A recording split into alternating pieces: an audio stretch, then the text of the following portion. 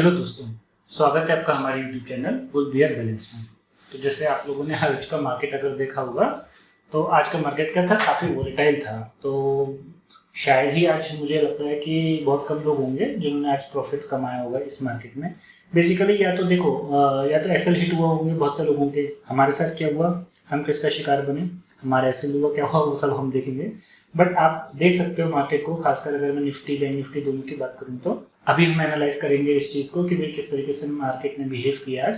But for the time being आप देख सकते हो या तो आज क्या होगा, किसी का मतलब मैक्सिमम लोगों का आज एसएल हिट हुआ होगा, या अगर प्रॉफिट दिखा भी होगा इनटू में तो अल्टीमेटली क्या होगा ना, वो या तो कॉस्ट टू कॉस्ट निकल गया होगा। तो एक्चुअली हमारे साथ क्या हुआ, हमने क्या ट्रेड्स लिए, हमारा क्या परफॉर्मेंस रहा। तो चलिए पहले मैं आपको पोजीशंस बता देता हूँ।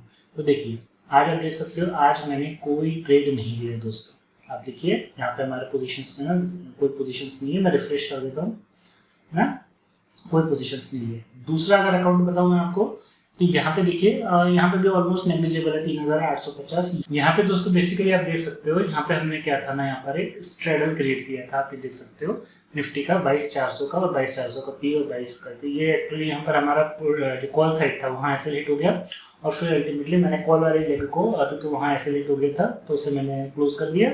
फिर मेरा पी वाला को मैंने अल्टीमेटली 0 तक ट्रेल किया। तो अल्टीमेटली हमें नेग्लिजिबल अमाउंट में लॉस हुआ है, ऑलमोस्ट कॉस्ट टू कॉस्ट कह सकते हैं। क्यों हुआ, यहाँ पे अगर आपको याद हो ये दूसरा अकाउंट से जनरली हम एक कॉल स्प्रेड लेते हैं बेसिकली, लेकिन मैंने यहाँ पे नहीं लिया। क्यों, देखिए दोस्तों इसलिए ना रिस्क मैनेजमेंट, पोजीशन साइजिंग और मनी मैनेजमेंट ये बहुत इंपॉर्टेंट हो जाता है एज ए ट्रेडर। अगर मैं बात करूँ तो देखिए जैसे मैंने आपको कल वाली वीडियो में बताया था कि कल मेरा जो ट्रेड था कल जो हमारी एक्सपायरी थी बैंक निफ्टी की, वहां पर हमने कोई ट्रेड नहीं लिया था। क्यों नहीं लिया था, एक्चुअली ले नहीं पाए थे, ये कहना ज़्यादा इंपॉर्टेंट होगा। Because of some personal reasons कल मैं ट्रेड नहीं ले पाया था। और मैंने आपको बताया था कि अगर मैं कल ट्रेड लेता तो वहाँ पे हम बेसिकली मैंने बैक टेस्ट किया था इसका। तो अगर वहाँ पे मैं ट्रेड लेता भी ना दोस्तों तो मुझे वहाँ पे 1.25 से लेके समवेयर बिटवीन 1.4 लाख का प्रॉफिट होता। कल हम यहाँ पे वो प्रॉफिट बुक करते जो कि हम कल नहीं कर पाए। तो अब आप बताइए दोस्तों कि ये जो प्रॉफिट होता है ना कॉल स्प्रेड में 1 लाख प्लस का या 1.25 1.5 लाख का, ये once in a blue moon होता है। मतलब महीने में एक आध कोई ट्रेड ऐसा होता है जहाँ पर हमें इतना अच्छा प्रॉफिट होता है, जो हमारा अनफॉर्चुनेटली कल का ट्रेड रह गया because of the some reasons. तो अब आप देखिए दोस्तों मेरी साइकोलॉजी क्या थी, आज मैंने क्या सोचा। बेसिकली दो चीजें थी जिस वजह से मैंने आज ये वाला जो कॉल स्प्रेड वाला ट्रेड नहीं लिया। पहला कि मुझे लग रहा था कि आज अगर मान लीजिए बेस्ट केस में भी प्रॉफिट हुआ तो कल जितना प्रॉफिट तो होगा नहीं, मतलब ऐसा नहीं है, होने को तो कुछ भी हो सकता है। बट प्रोबेबिलिटी वाइज अगर हम देखें तो जो हमारे ट्रेड की प्रोबेबिलिटी थी प्रॉफिटेबल होने की वो काफ़ी कम थी, क्योंकि कल हमें एक बहुत अच्छा प्रॉफिट हो चुका था। तो अगर आज भी हमें प्रॉफिट होता तो इतना नहीं होता, समवेयर बिटवीन 25,000 से लेके 50,000 के बीच में नहीं होता। 25,000 35,000 जनरली ये रहता है जब market sideways to down trend जाता है, जो कि हमारा मोस्ट ऑफ द केसेस या मोस्ट ऑफ द एक्सपायरी में जनरली जो चीज़ें होती हैं। तो जो हमारा रिवॉर्ड था बेसिकली प्रॉफिट था वो कितना था, 25 से 50,000 का। लेकिन अगर हमारा एसएल हिट होता तो ये कितने का होता, 65,000 का। ये फिक्स है हमारा एसएल। तो हमारा एसएल जनरली हम 1 से 1.5% ऑफ आवर कैपिटल हम लेते हैं। तो 48-50 लाख का जो 1 पॉइंट है ना 65 के आसपास हम प्लान करते हैं बेसिकली। तो ये हमारा होता। तो रिस्क हम मतलब रिवॉर्ड हमारा 25 से 50,000 का और जो रिस्क है वो 65,000 का। मतलब यहाँ पे रिस्क हमारे रिवॉर्ड से भी ज्यादा है, that is based on probability. तो आप मुझे बताइए क्या ये एक हाई प्रोबेबिलिटी ट्रेड कहलाता? नहीं कहलाता। क्यों? क्योंकि हाँ अगर मैंने कल का ट्रेड लिया होता, कल का ट्रेड लेता और कल अगर हमने 1.2 या 1.5 का जो भी प्रॉफिट अगर बुक करा होता तो डेफिनेटली आज मैं ट्रेड लेता इररिस्पेक्टिव ऑफ द फैक्ट, क्योंकि मुझे पता था कि भाई कल मैंने 1.5 लाख का प्रॉफिट बुक किया। आज अगर मैक्सिमम लॉस भी होगा तो वो हमें कितना होगा, 65,000 का। स्टिल हम प्रॉफिटेबल रहेंगे, कुछ ना कुछ पैसे हमारे घर में बचे रहेंगे। तो बेसिकली इसलिए मैंने ये ट्रेड अवॉइड किया। और इसका चाहो तो मैं आपको इसका बैक टेस्ट रिजल्ट भी दे दूंगा आज का। और आपको मैं बता दूं अगर मैं आज ये लेता तो वही जैसा मैंने सोचा था कि मुझे आज 65,000 का लॉस हो जाता। प्रॉब्लम क्या होती है इससे, देखिए ऐसा नहीं है कि मैं 65,000 का लॉस बेयर कर नहीं सकता। बहुत बार हमारे हुए, इवन कभी कभी तो हमारे पास 80-85,000 के लॉस हो गए। ऐसा नहीं है, हमारी रिस्क एपेटाइट है। बट होता क्या, एक तो कल मैंने 1.5 लाख का या 1.5 बैक टेस्टेड रिजल्ट बताता है, पर हाँ कुछ नहीं तो 1.25 लाख तक तो हम बुक कर ही लेते हैं। तो 1.25 लाख का प्रॉफिट कल हमने छोड़ दिया और वो हमारे पास नहीं था। ऊपर से आज मैं 65,000 का एसएल और ले लेता तो अल्टीमेटली क्या होता है ना, यहाँ पे मेरा रिस्क मैनेजमेंट काफ़ी गड़बड़ा जाता है। इस वजह से मैंने आज का ट्रेड अवॉइड किया। पहला रीज़न तो बेसिकली ये था, यही मेरा मेन प्राइमरी रीज़न था। दूसरा रीज़न क्या था दोस्तों? दूसरा रीज़न ये था कि मैंने आपको बताया, मैं थोड़ा सा सोच रहा हूँ कि इस स्ट्रेटेजी को कि जगह जो बेसिकली मैं अपने पहले अकाउंट से ट्रेड लेता हूँ सपोर्ट एंड रेजिस्टेंस के, उसी को मैं यहाँ पर भी रेप्लिकेट करूँ बेसिकली, है ना। तो मैं, क्योंकि क्या है ना कि मल्टीपल ट्रेड्स को थोड़ा सा मैनेज करना मेरे लिए डिफिकल्ट हो रहा है, क्योंकि हो सकता है कि एक ही टाइम पे 2 अलग अलग ट्रेड्स आए, तो वहाँ पे अगर स्लीपेज का भी थोड़ा इशू आता है इतनी ज़्यादा क्वांटिटी में जब हम ट्रेड करते हैं। तो बेसिकली मैं सोचा एक ही ट्रेड दोनों अकाउंट से लूँ। हाँ, थोड़ा सा एक्सपेरिमेंट मैं करूँगा ज़रूर, ये भी मैं आपको बता दूँ कि जो हमारा पहला अकाउंट है उसमें हम ऑप्शन सेलिंग कर रहे थे, वैसे ही करेंगे। इसमें मैं सोच रहा हूँ सेलिंग प्लस बाइंग दोनों करूँ, हालांकि सेटअप हमारा सेम रहेगा। और तीसरी जो वजह है ट्रेड ना लेने की वो ये भी था, वही जो रिस्क टू रिवॉर्ड है, कि जिस दिन आपका एसएल होगा उस दिन कितने का एसएल होगा? 65,000 का। लेकिन जिस दिन प्रॉफिट होगा तो हर दिन प्रॉफिट आपको इसका डबल नहीं होगा, मतलब 1.3 लाख का प्रॉफिट नहीं होगा। ये वंस इन अ मंथ या once in a blue moon होता है। जो नॉर्मल प्रॉफिट रहता है वो मैंने बताया ना 25,000 से 50,000 के बीच में रहता है। तो ये वेरी करता है, मिनिमम मतलब 25 तो मिलता ही मिलता है अगर प्रॉफिट होता है तो, और थोड़ा सा मार्केट साइडवेज टू बुलिश रहा तो हमें 25, 50, 60,000 तक मिल जाता है। बट 1.3 लाख जो कि इसका डबल होता है, 1:2 होता है, वो हमें वंस इन अ मंथ या वंस इन अ 2 मंथ मिलता है, हमें ऐसा बार बार नहीं मिलता है। तो अब आप बताओ कि हर मैं डेली की डेली 25,000, 30,000, 35,000 अर्न कर रहा हूँ, लेकिन जिस दिन मेरा एसएल हो रहा है उस दिन 65 का हो रहा है। सपोज कीजिए मेरा 2 से 4 दिन 3 दिन 4 दिन लगातार एसएल हो गया, तो आप सोचिए 2.5 लाख का हो जाएगा। अब इसको कवर करने के लिए क्या होगा, है ना, जनरली देखिए मंथ के एंड में हम प्रॉफिटेबल ही रहते हैं, बट क्या होगा ना यहाँ पे इम्पैक्ट जो पड़ रहा है वो मेरे रिस्क टू रिवॉर्ड पर पड़ रहा है। तो बेसिकली मैं सोच रहा हूँ कि मैं इसको रिप्लेस कर दूँ जो अपना करेंट सेटअप है। और दूसरा फिर ये भी है कि मल्टीपल ट्रेड्स मैनेज करने में थोड़ी सी प्रॉब्लम मुझे हो रही है, मैं ऑनेस्टली आपको बता रहा हूँ। तो मैं 2 ट्रेड्स में क्या होता है, कभी ये रह जाता है, कभी वो छूट जाता है, तो वो चीज़ ना हो, इससे अच्छा एक ही सेटअप पे मैं दोनों अकाउंट्स पे ट्रेड लेना पसंद करूँगा। तो जैसा भी होता है मैं आपको अपडेट करता रहूँगा, मैं लेता हूँ नहीं लेता हूँ। मोस्ट प्रोबेबली है कि कल से मतलब फ्राइडे से मैं ये स्प्रेड वाला सेटअप यूज़ ना करूँ मोस्ट प्रोबेबली, लेकिन जैसा भी होगा वो मैं आपके साथ शेयर करूँगा। तो यहाँ पे एक ट्रेड जो बेसिकली हमने प्लान किया था, वो क्या प्लान किया था, वो ये प्लान किया था स्ट्रैडल का, ये वाला। ये क्यों प्लान किया था, क्योंकि आपको अगर मैं थोड़ा सा चार्ट पे ले जाऊँ, पहले मैं आपको चार्ट बता देता हूँ। इसका आप एक काम कीजिए, इसको मैं डिलीट करता हूँ, ऑर्डर हिस्ट्री पे पहले चले जाते हैं। ये हमने कब किया था, 22,400 का पी और 22,400 का कॉल, 12:07 पे, मतलब 12:05 के आसपास हमने ये ट्रेड लिया था। ये ट्रेड कब लिया था मैं आपको बता देता हूँ से। इसको पहले मैं थोड़ा सा क्लियर करता हूँ, है ना। ये 15 मिनट पे आते हैं हम, 15 मिनट की कैंडल पे, देखिए 12:05 के आसपास, मतलब 12 बजे की कोई कैंडल थी, वहां पर हमने लिया था। कहाँ था हमारा हमारा दोस्तों, यहाँ इस कैंडल के आसपास हमने प्लान किया था। ठीक है, दिखा आपको, फिर से मैं एक बार आपको दिखा देता हूँ। ये जो कैंडल बन रही थी ना, ये इस पॉइंट पे आके हमने प्लान किया था। क्यों प्लान किया था, इसके पीछे क्या लॉजिक था? मार्केट ने क्या किया था, मार्केट ने अगर आपने देखा हो तो ऊपर एक बहुत बड़ा गैप अप ओपन हुआ था कल के कंपैरिजन में, फिर एक शार्प सेलिंग आई थी, और इस सपोर्ट लेवल पे मार्केट कंटिन्यूसली क्या कर रहा था, टाइम स्पेंड कर रहा था। तो मुझे लग रहा था कि शायद मार्केट क्या करे, इस जोन में कंसोलिडेट करे और फिर शायद नीचे की तरफ कहीं ब्रेकआउट है। लेकिन हमारे पास यहाँ पर एक मेजर सपोर्ट था, तो मुझे था कि आज एक्सपायरी है निफ्टी की, तो मे बी मार्केट साइडवेज रहे, तो मैंने एक स्ट्रेडल, मतलब ऑलमोस्ट 50 पॉइंट का 100 पॉइंट, तो 100 पॉइंट ऊपर 100 पॉइंट नीचे 200 पॉइंट का हमारे पास मार्जिन था, मतलब बेसिकली मार्जिन ही कहना चाहिए, हमारे पास स्कोप था। तो मैंने ये सोच के स्ट्रेडल क्रिएट किया, बट है ना, कहते हैं man proposes but market dispossess. तो हुआ क्या, जस्ट अपोजिट जो हमने सोचा था। यहाँ तक तो सब सही चला, मतलब आधे घंटे तो सब चला, और फिर इस कैंडल ने हमारा गेम ओवर कर दिया।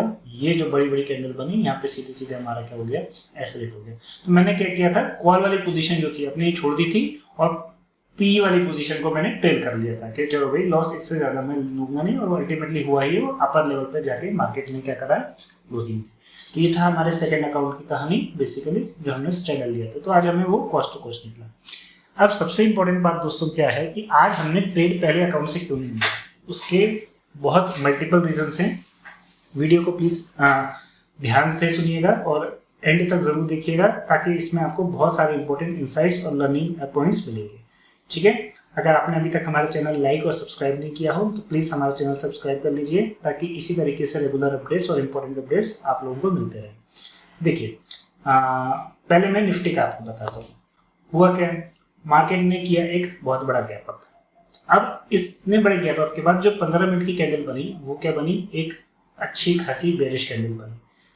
तो आप मुझे बताओ कि अगर मार्केट इतना बड़ा गैप अप ओपन होता है और जस्ट 15 मिनट की कैंडल बनती है, तो हम यहाँ पे ये सोच लें कि मार्केट बेरिश हो गया है? नहीं, यहाँ पे हमें क्या करना था, थोड़ा सा फर्दर कंफर्मेशन को वेट करना था। बट हुआ क्या ना, मार्केट काफी जल्दी के मूड में था। मुझे ऐसा लग रहा था कि एक कैंडल खट से बनाई रेड, दूसरी कैंडल खट से रेड, और इस कैंडल ने, अगर आप देखोगे, इस कैंडल ने क्या किया था, ये जो हमारा इंपॉर्टेंट रेजिस्टेंस लेवल था इसके नीचे क्लोजिंग दे दी थी, और नेक्स्ट कैंडल ने इसका लो भी ब्रेक किया था। तो यहाँ एक इंपॉर्टेंट हमारे पास क्या था, अपॉर्चुनिटी थी कि हम क्या कर सकते हैं, सेल कर सकते हैं।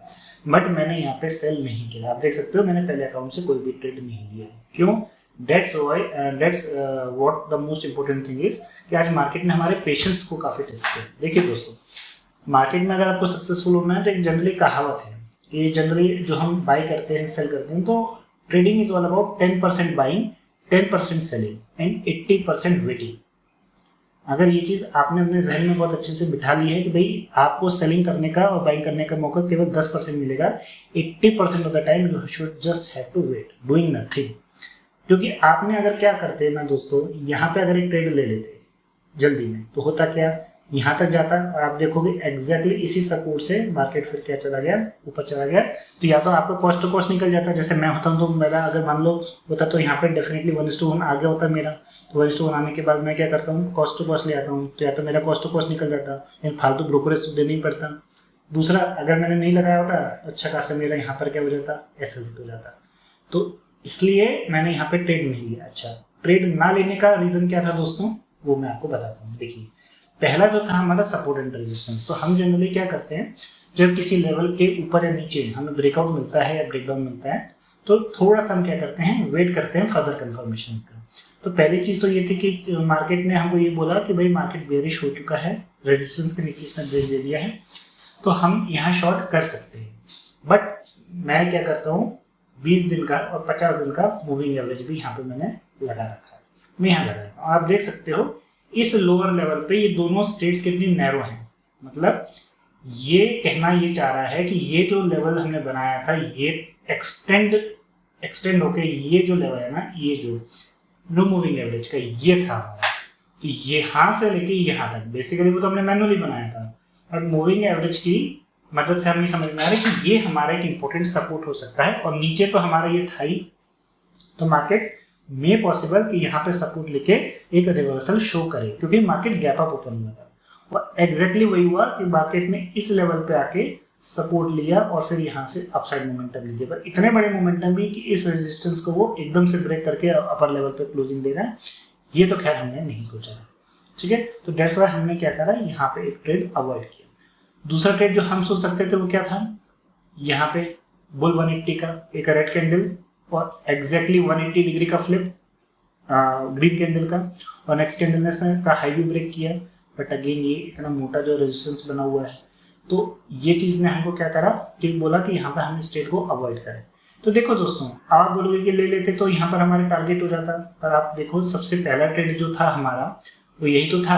अगर हम यहाँ लेते तो या तो हम कॉस्ट टू कॉस्ट निकल आते इस पॉइंट पे, या फिर हम ऐसे लेट के आ जाते। तो अब जब मार्केट खत्म हो जाता है तब देख के कहना आसान था कि इस पॉइंट पे हम आके ले सकते थे, बट इतने रेजिस्टेंस पे। और सही बताऊं तो दोस्तों, मुझे भी उम्मीद नहीं थी कि मार्केट एकदम से ब्रेकआउट ऊपर की तरफ दे देगा और सस्टेन कर जाएगा। तो that is not expected bye Nifty at all. तो ये तो नहीं, इस वजह से निफ्टी में कोई ट्रेड हमारा एग्जीक्यूट आज नहीं हो पाया। दूसरा, अगर मैं आता हूँ बैंक निफ्टी पे, सेम चीज अगर हम बैंक निफ्टी का एनालिसिस करें, तो बैंक निफ्टी में भी कोई खास हमें ट्रेड नहीं मिला। अब आप बोलोगे कि सर देखिए हुआ यहाँ पे ये भी सेम वही चीज, गैप अप और फिर एक sharp selling exactly at the support. और यहाँ आप देख सकते हो ये दोनों मूविंग एवरेज जो थे राइजिंग है, दोनों का स्लोप ऊपर की तरफ है, और इसी मूविंग एवरेज पे कितना बढ़िया सपोर्ट लिया है इस बैंक निफ्टी ने, देखो आप देख सकते हो। दैट्स व्हाई मूविंग एवरेज इसलिए हमारे लिए इंपॉर्टेंट हो जाता है। और आप देख सकते हो इस कैंडल पे एक अच्छी खासी हैमर कैंडल बनी है या एक बुलिश कैंडल बनी है और नेक्स्ट कैंडल ने इसका हाई भी ब्रेक किया है, तो यहाँ पे हम क्या कर सकते थे, एक बुलिश ट्रेड ले सकते थे जरूर दोस्तों, बट हमने यहाँ पर भी कोई ट्रेड नहीं लिया। क्यों? यहाँ पे अगर आप देखोगे, मैं आपको दिखाता हूँ, एक तीसरा जो इंडिकेटर बेसिकली जो मैं यूज़ करता हूँ वो विलियम्स परसेंट आर का इंडिकेटर है।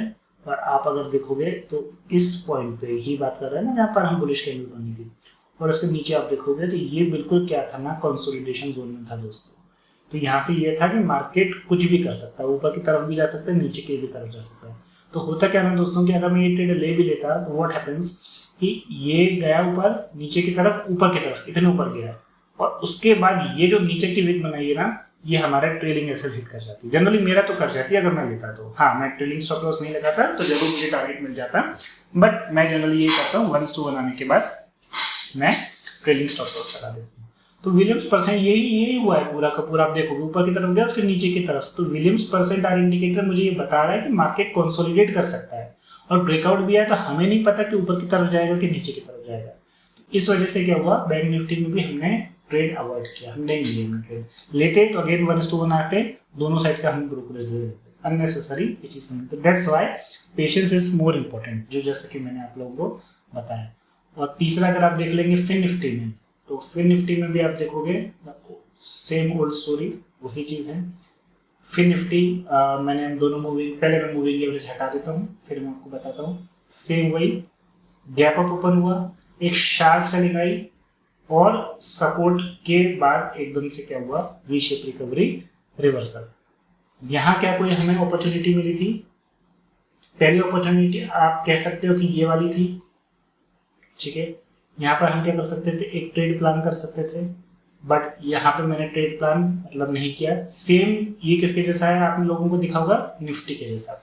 अब मैं आपको मूविंग एवरेज की मदद से समझाता हूँ। देखिए मूविंग एवरेज यहाँ पे, तो पहली चीज तो ये देखो कि जब हम एक शॉर्ट ट्रेड लेने की सोच रहे हैं तो उस समय हमारे मूविंग एवरेज राइजिंग अपवर्ड्स, दोनों 20 दिन का मूविंग एवरेज और 50 दिन का मूविंग एवरेज, मतलब ये मूविंग एवरेज हमें क्या शो कर रहा है कि मार्केट स्टिल जो है अप ट्रेंड में है, ये अभी डाउन ट्रेंड में नहीं है, पहली चीज।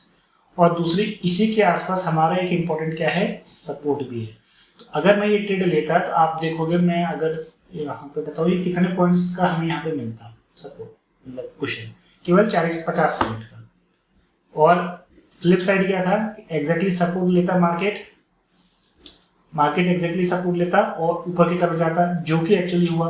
तो क्या होता, तो मुझे तो नहीं लगता कि मुझे यहाँ पे 1:1 मिलता, क्योंकि ये इतने नीचे भी नहीं गया कि हमें 1:1 मिले, और एग्जैक्टली यहाँ पर हमारा क्या हो जाता, ऐसा हिट हो जाता।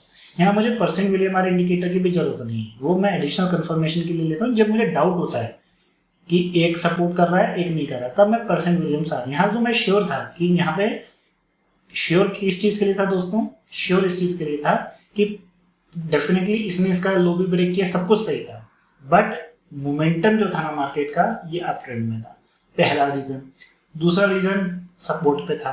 तीसरा रीजन कि यहाँ पे मेरे को पॉइंट्स जो थे वो कम मिल रहे थे एज कम्पेयर टू मेरे रिस्क के कंपैरिजन में। तो यहाँ मेरा जो इम्पैक्ट हो रहा था वो क्या हो रहा था, रिस्क इज टू रिवॉर्ड भी सही नहीं बैठ रहा था। तो ये तीनों वजहों से मैंने नहीं लिया। अगर आप परसेंट विलियम आर देखोगे तो डेफिनेटली वो दिखाएगा कि मार्केट नीचे की तरफ आप ले सकते हो, बट हम इंडिकेटर यूज करके ट्रेड नहीं लेते। इंडिकेटर को सिर्फ हम एज अ सपोर्ट की तरह, मतलब एक तरीके से कहते हैं ना, कभी अगर मैं डाउट हो रहा हूँ तो एक कंसल्टेशन के लिए बस हम इंडिकेटर का यूज करते हैं, उसकी मदद से कभी हम कोई ट्रेड नहीं प्लान करते। तो आपने देखा कि अगर मैंने यहाँ कहीं भी तीनों इंडेक्सेस में लिया होता तो या तो हम ट्रेलिंग स्टॉप लॉस देके कॉस्ट टू कॉस्ट निकल गए होते हैं, 400-500 फालतू फ्री फोकट के ब्रोकरेज दे दिए होते हैं, नहीं तो एक न एक जगह तो आज हमारा ऐसे पक्का। इसलिए ठीक है, तो आप देख सकते हो इस पूरे वीक ऑलमोस्ट 4 दिन हो गए हैं। 1 अप्रैल और 2 अप्रैल को हमने कोई ट्रेड नहीं लिया। 3 अप्रैल को हमें प्रॉफिट हुआ था 20,000 का।